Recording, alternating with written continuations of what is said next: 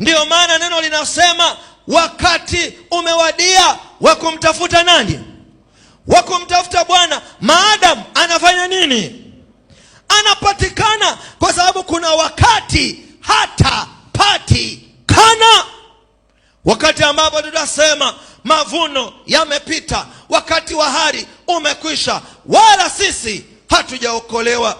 Mjumbe wa Mungu anaandika katika Gospel Walkers kurasa 323, anasema tunaukaribia wakati ambao zaidi ya wakati mwingine wote uliopita tangu kuwako kwa ulimwengu huu. Unataka kufanya nini?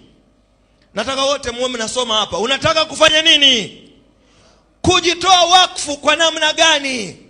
Kikamilifu kwa kila mmoja aliyepata kuliitia jina lake nani?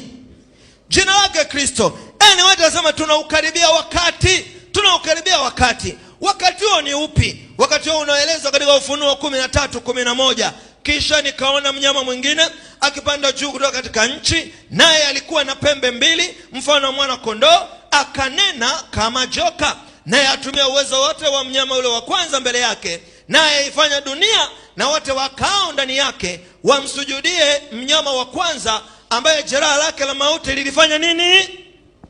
Kwa hiyo wote watuambia tunaukaribia wakati ambapo mamlaka ya mnyama yule wa pili. Wiki iliyopita tuliona mnyama yule wa kwanza mamlaka ya Rumi ya kidini. Mnyama huyu wa pili ni mamlaka ya serikali ya Marekani.